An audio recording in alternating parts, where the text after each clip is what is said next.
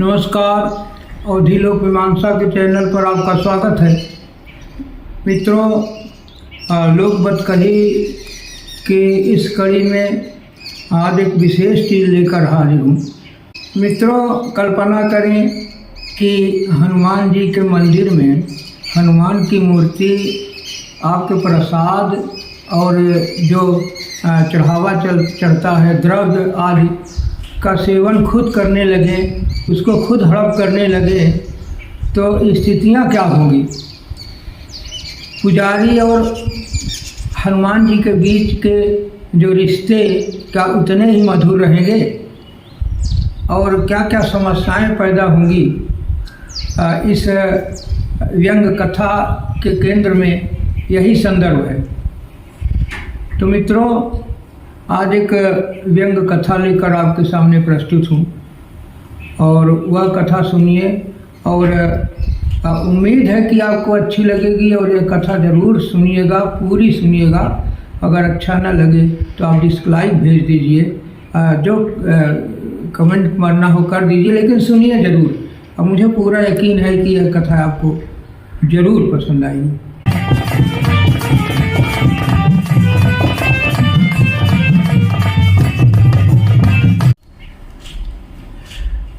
तो यह कथा मैं शुरू करता हूँ, आप सुनिए। उस बरस 2 चमत्कार घटित हुए। चमत्कार 1 गणेश जी का दुग्धपान और चमत्कार 2 हनुमान जी का मोदक भक्षण। चमत्कार 1 बहुप्रचारित अंतर्राष्ट्रीय स्तर का और चमत्कार 2 अल्प प्रचारित मात्र तहसील स्तर का। सत्यता के पैमाने पर दोनों बराबर, मगर श्रेष्ठता के स्तर पर चमत्कार 2 चमत्कार 1 की अपेक्षा अधिक श्रेष्ठ। मित्रों, चमत्कार 1 की कथा तो आपने बहुत सुनी होगी। मैं चमत्कार 2 की कथा स्वविवेकानुसार सुनाता हूँ। आशा करता हूँ कि आप इसे सत्यनारायण की कथा की तरह ही पूरे मनोयोग से सुनेंगे। आप तो जानते ही हैं कि ग्राम प्रधान एक सामाजिक प्राणी होता है। तदनुसार विजय प्रताप भी सामाजिक प्राणी ही हैं, क्योंकि वह भी ग्राम प्रधान है। अपनी इसी सामाजिक प्रतिभा के बल पर वह पिछले 3 चुनावों से लगातार जीतते आ रहे हैं। चुनाव के समय वह अपनी संपूर्ण सामाजिक ऊर्जा दारू, मुर्गा और नकदी के रूप में मतदाताओं के बीच खपा देते थे। चुनाव जीतते ही उनकी खपाई गई ऊर्जा अप्रत्याशित रूप से चौगुनी हो जाती थी। विजय प्रताप प्रधान एक सीजनल दयालु भी हैं। चुनावी सीजन में तो उनकी दयालुता प्रचंड रूप धारण कर लेती है। प्रधान जी की समाज सेवा तो इतनी प्रचंड कि वह मन लगाकर जिसकी सेवा कर दें तो उसकी 7 पीढ़ियां सेवा शब्द सुनकर कांप जाए। प्रधान की यह समाज सेवा विरोधियों को फूटी आँख न सुहाती थी, मगर चाहे आँख फूटे या टांग टूटे, विरोधी हैं तो विरोधी धर्म का पालन करना ही पड़ता है। इसी धर्म के परिपालन में विरोधियों ने उनके ऊपर गबन का आरोप गढ़ दिया। लिखित दरखास्त देकर उनके विकास कार्यों की जांच करवा दी। जांच रिपोर्ट प्रधान के खिलाफ गई और मात्र 54,09,421 रुपये का घोटाला पकड़ा गया। बेचारे विजय प्रताप गहरे संकट में पड़ गए।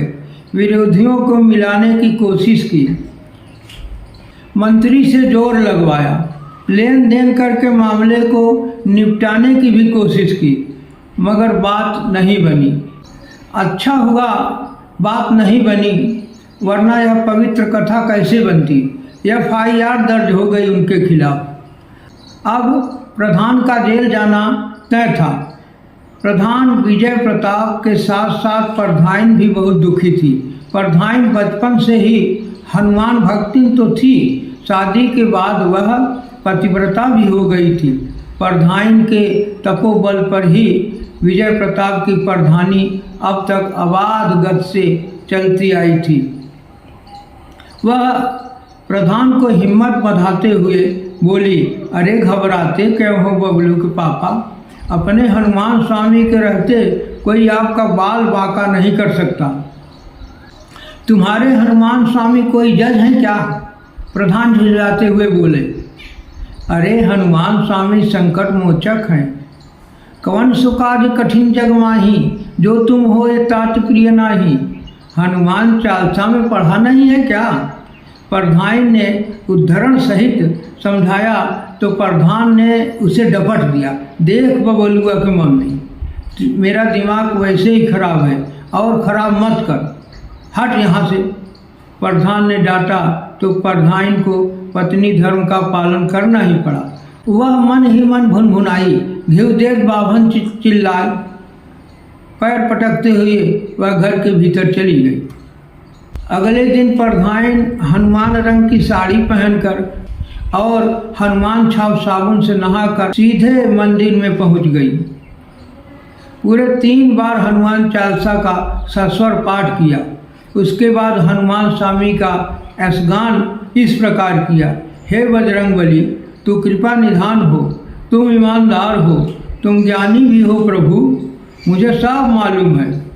तुम दारा सिंह से भी ज़्यादा बलवान हो। दीवार फिल्म में अमिताभ बच्चन की अम्मा को तुमने ही बचाया था, डॉक्टर तो जवाब दे चुके थे।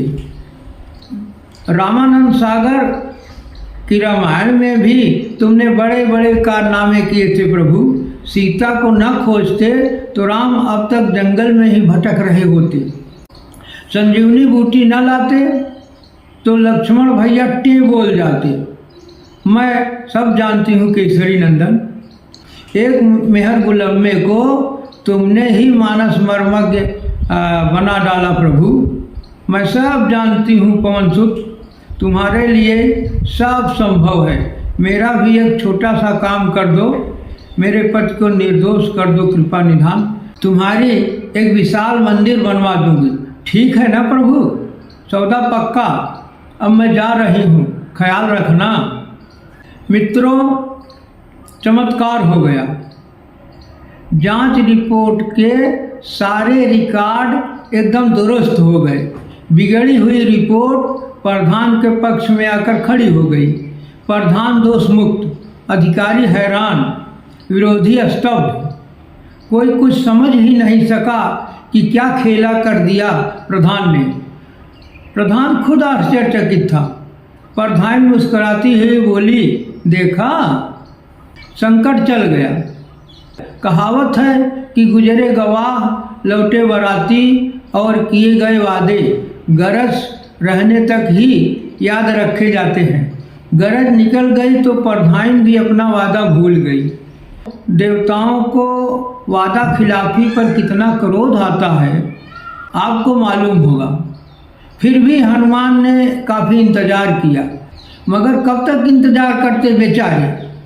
एक दिन उनका सब्र भरभरा कर ऐसे टूटा जैसे ठेकेदारी से बनी पुलिया।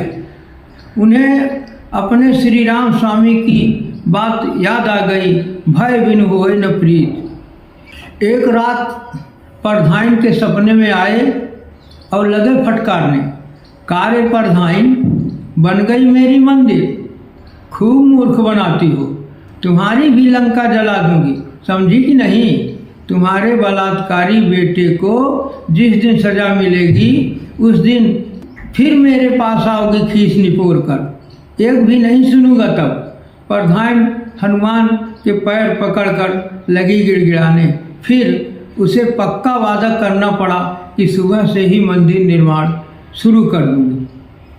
अगले ही दिन मंदिर का भूमि पूजन हुआ और उसके अगले दिन मंदिर निर्माण का कार्य भी शुरू हो गया। करीब 4 महीने में मंदिर बनकर तैयार हो गई। खर्चा तो 3 लाख ही हुआ, मगर प्रधान यहाँ भी अपनी समाज सेवा से बाज नहीं आया। प्रधान केयर फंड बनाकर उसने अपने मित्रों और रिश्तेदारों से 4.5 लाख चंदा वसूल लिया। प्राण प्रतिष्ठा वाले दिन विशाल भंडारे का आयोजन किया गया। प्राण प्रतिष्ठा कराने वाले पंडित जी ने मंत्रों का इतना सुंदर सस्वर और लयबद्ध पाठ किया कि एकत्रित जनसमूह वाह वाह करने लगा। यह बात अलग है कि उनके मुंह से आधे ही शब्द बाहर आ रहे थे, आधे पान की गिलोरी के संग उदरस्त कर लेते थे पंडित जी। गांव में एक कहावत प्रसिद्ध है, अहिर का पेट गहिर अब बाभन का पेट मड़ा। पंडित जी का भी उदर ऐसा ही था, जिसमें ठोस द्रव गैस साकार निराकार सब कुछ समा जाता था। खैर छोड़िए, कथा आगे बढ़ाता हूँ। मित्रों, एक चमत्कार फिर घटित हुआ जो पहले वाले से भी बड़ा था। ऐसा चमत्कार कि पीसी सरकार जैसे बड़े बड़े जादूगर भी अपना मूल पीट ले। हनुमान की मूर्ति में हरकत शुरू हो गई, पुतलियाँ डोलने लगी, गर्दन घूमने लगी, गदा सहित हाथ भी उठने लगा। भक्तों के मुंह आश्चर्य से खुले के खुले रह गए। पंडित अवाक, डर कर भागने की फिराक में इधर उधर लगा ताकने। मूर्ति मुस्कराई, फिर बोल पड़ी, अचरज मत कर विप्र, मैं पवन पुत्र हनुमान हूँ। मैं तुमसे बहुत प्रसन्न हूँ। तुमने इतने विधि पूर्वक अनुष्ठान संपन्न कराया और इतने लय से मंत्र पढ़ा कि मैं अपना सुध-बुध ही खो बैठा। अविश्वसनीय प्रभु, पंडित के मुँह से अनायास निकल पड़ा। अविश्वसनीयता तज विप्र, पहले मेरी बात सुन। मैं अब तक आवास विकास वाली मंदिर में रहता था, मगर वह मंदिर अब विवादित हो गई। विवादित? वहाँ ससुरे दो महंत साल भर पहले से ही मंदिर पर मालिकाना हक के लिए लड़ रहे हैं। नित्य लड़ाई झगड़ा गाली गलौज, जी उब गया विप्र। आज तो एक नई विपदा आन पड़ी। वह क्या कृपा निधान। दरअसल वह मंदिर स्टेट लैंड में बनी थी। State land? अरे सरकारी जमीन में विप्र ध्वस्तीकरण वाले बुलडोजर लेकर आ गए और लगे तोड़ फोड़ करने। क्या करता, मैं भी जान बचा कर भागा। घोर कलयुग आ गया है कृपा निधान। अब तो देवी देवताओं पर भी अत्याचार होने लगे। पुजारी दुखी होने का अभिनय किया तो हनुमान जी मुस्कराने लगे। विप्र, आज से मैं इसी मंदिर में रहूंगा और बिल्कुल उचित दर पर भक्तों का कल्याण करूंगा। हनुमान भक्तों पर दृष्टिपात करते हुए बोले। पंडित जी के मन में एक शंका उपजी। वह हाथ जोड़कर बोला, मुझ अज्ञानी को क्षमा करना प्रभु। आज्ञा पाऊँ तो एक बात और पूछ लूँ। एक नहीं, दो बात पूछ विप्र, संकोच मत कर। हनुमान बंदर जैसे खींच निपोर कर बोले, हे पवनसुत, आप रामानंद सागर वाले हनुमान हैं या त्रेता युग वाले? हनुमान बहुत जोर से हंसे, फिर बोले, अरे भाई, मैं त्रेता युग वाला असली राम भक्त हनुमान हूँ। तब तो आपके हृदय में श्री राम प्रभु और सीता मैया अब भी विराजते होंगे। पंडित अपने विश्वास को और पुख्ता करने की गरज से पूछा। बेशक 24 घंटे। दिखाऊं क्या? मैं कैसे कह दूं प्रभु, फिर भी आप चाहे तो दिखा दें, हम भी कौशल्या नंदन का दर्शन पा लें। पंडित थोड़ा हिचकिचाते हुए बोला। हनुमान ने अपना सीना चीर दिया। बात सत्य निकली। राम और सीता वहाँ अब भी कब्जा जमाए हुए थे। बोल विप्र, अब भी कोई शंका शेष है क्या? हनुमान सगर्व पूछा। पुजारी दंडवत होकर लगा स्तुति करने। हे कृपा निधान, तुम्हारी जय हो। हे केसरी नंदन, तुम्हारी जय हो। मुझ अज्ञानी को क्षमा करो नाथ। हनुमान ने पुजारी को उठाया और आशीर्वाद दिया। आप यहाँ सहर्ष निवास करें वात जात। यहाँ आपको कोई समस्या न होगी कृपा निधान। यह मंदिर निर्विवादित है। हनुमान जी विश्वास जमाने में सफल हुए। वह फिर बोले, विप्र, कैलेंडर वाले ससुरे बहुत निकृष्ट और बेईमान होते हैं। वह कैसे प्रभु? मेरी यही फोटो खींचकर ससुरे करोड़ों कमा लिए, एक भी पैसे की रॉयल्टी नहीं दिया चोरकटों ने, एक ठो लड्डू तक नहीं खिलाया बेईमानों ने। सब विधर्मी हो गए हैं प्रभु, देवी देवताओं को भी नहीं छोड़ते। हे भूसुर, अब मैं जो कहने जा रहा हूँ उसे ध्यान से सुन। अब तक तुमने जो देखा उसे तो सब ने देखा, मगर जो तुमने सुना उसे किसी ने नहीं सुना। मेरी बात समझ रहे हो ना? समझ गया प्रभु, आपने जो बात कही उसे मेरे सिवा किसी ने नहीं सुनी। समझदार लगते हैं विप्र। हनुमान ने अपनी बात जारी रखी। अब मैं जो बोलूँगा उसे तुम्हारे साथ साथ सारे भक्त भी सुनेंगे, आखिर तुम्हारी भी तो मार्केट वैल्यू बढ़ानी है ना। फिर हनुमान स्वामी भक्तों को संबोधित करते हुए बोले, प्रिय भक्तों, विद्वान पंडित जी की साधना से मैं अति प्रसन्न हूँ। त्रेता युग से आज तक मैंने बड़े बड़े पंडित ज्ञानी देखे, मगर इतने सटीक मंत्रों का उच्चारण कभी नहीं सुना। इनकी निश्चल भक्ति एवं पांडित्य के कारण ही मुझे इस मंदिर में आना पड़ा। आज से मैं इसी मंदिर में निवास करूंगा और तुम्हारी हर समस्याओं का निस्तारण उचित दर पर करूंगा। भक्तों ने कांख कर जयकारा लगाया। पुजारी ने भी कांख कर शंख फूका तो संपूर्ण वातावरण सुदूषित हो गया। चमत्कार को नमस्कार होने लगा। मंदिर की ख्याति दूर दूर तक फैलने लगी। भक्तों की भीड़ उमड़ पड़ी। चढ़ावे की भरमार हो गई। लड्डू, रुपया, सोना, चांदी सब चढ़ने लगा। हनुमान के साथ साथ पुजारी के भी अच्छे दिन लौट आए। कुछ दिन तो ठीक ठाक चला, मगर थोड़े ही दिन में भक्त और भगवान के बीच मनमुटाव बढ़ने लगा। आभासी मिलन जब वास्तविक रूप धरता है तो कुछ न कुछ विसंगतियां आ ही जाती हैं। मामला यह हुआ कि मंदिर पर चढ़ने वाला सारा लड्डू हनुमान खुद गटक जाते। बेचारा पुजारी मुंह ताकता रह जाता। स्वार्थ लाई करे सब प्रीति, बेमतलब की भक्ति क्यों करता पुजारी। एक दिन उसका भी धीरज उसी ठेकेदारी से बनी पुलिया के मानिंद टूट गया। जब मंदिर से सारे भक्त चले गए तो वह बोला, ऐसे कब तक चलेगा प्रभु? मैं समझा नहीं।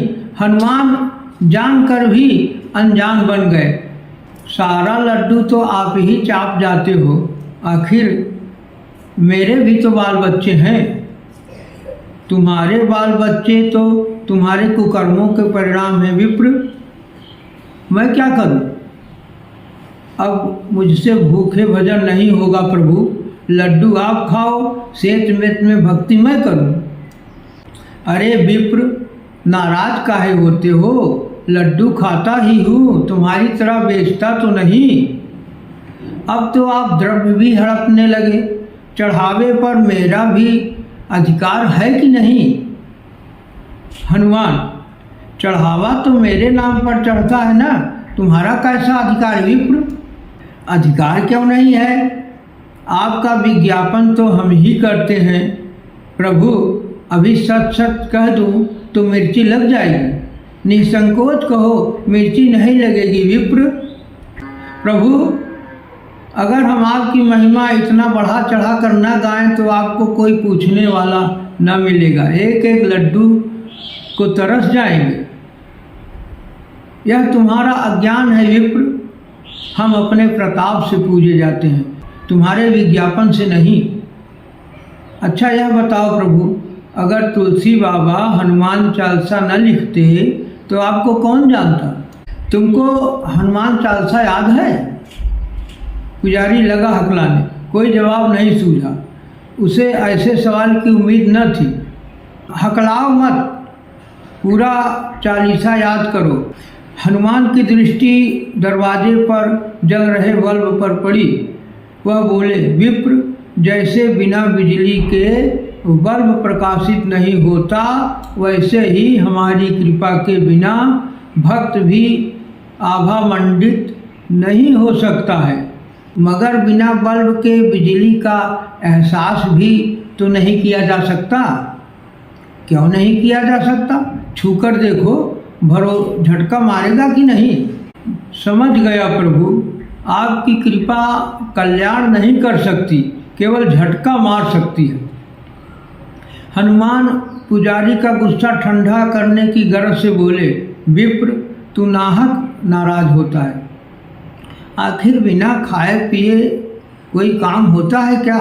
यह कहकर हनुमान फिर लड्डू खाने लगे।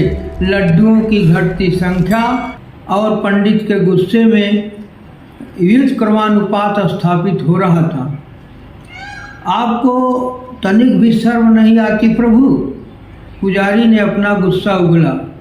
हनुमान तुरंत कोई जवाब नहीं दे सके, क्योंकि उनका मुंह लड्डुओं से भरा था। पहले लड्डुओं को निगलकर अपना मुंह खाली किए, फिर बोले, विप्र मैं कोई निष्प्राण मूर्ति तो हूँ नहीं, जीने के लिए खाना तो पड़ेगा ही ना। निष्प्राण मूर्तियाँ आपसे ज़्यादा कल्याणकारी होती हैं प्रभु।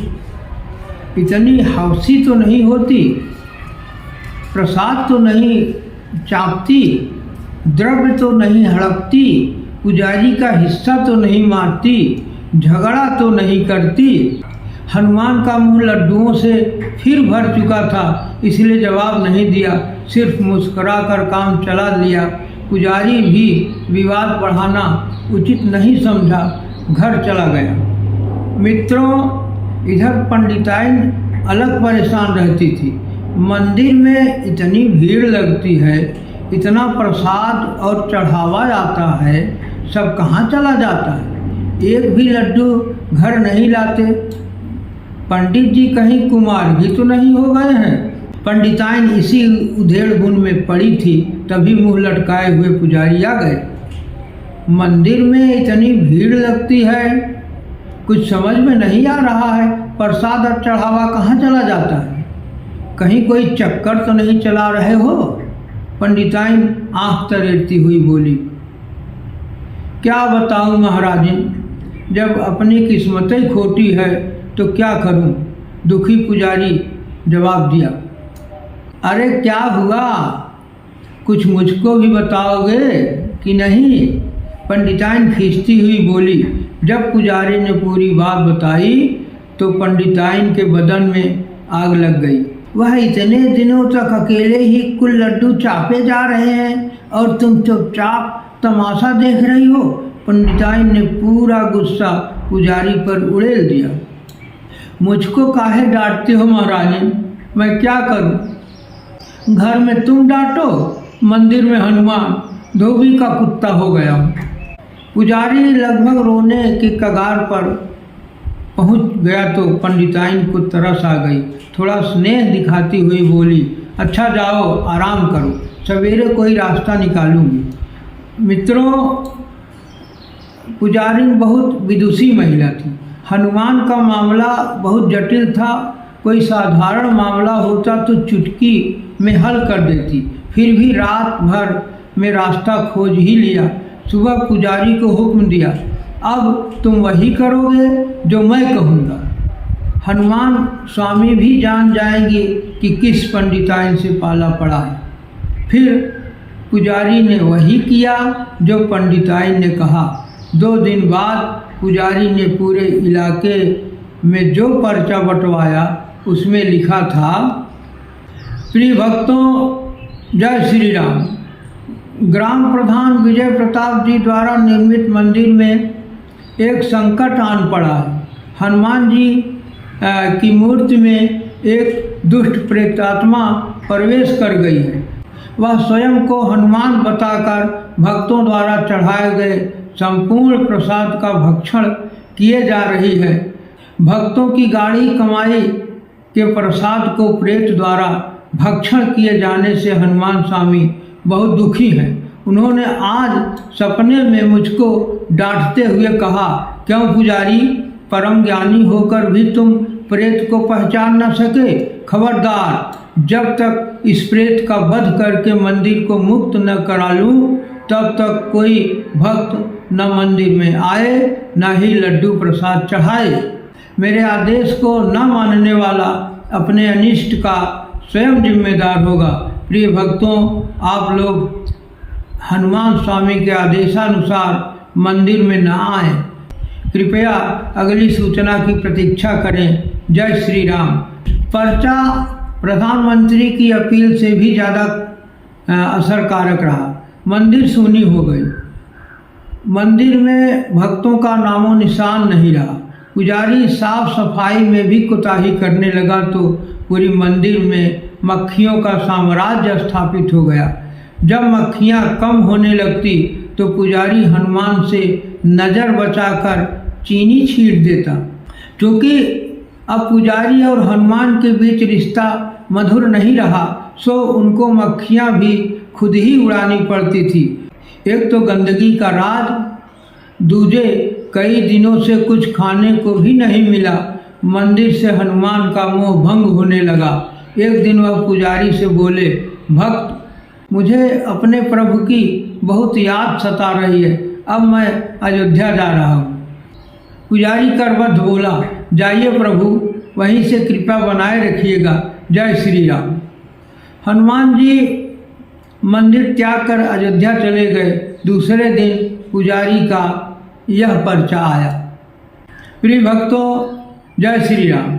मुझे यह बताते हुए अति हर्ष हो रहा है कि महावीर स्वामी ने प्रेत का वध करके मंदिर को मुक्त करा लिया है। आज सपने में उन्होंने यह जानकारी देते हुए मुझको पर्चा बांटने का आदेश दिया।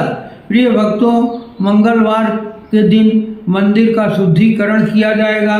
उसके बाद से सभी भक्त हनुमान स्वामी का दर्शन लाभ पा सकेंगे और चढ़ावा भी चढ़ा सकेंगे। भक्तों का परम हितैषी आपका पुजारी। जय श्री राम।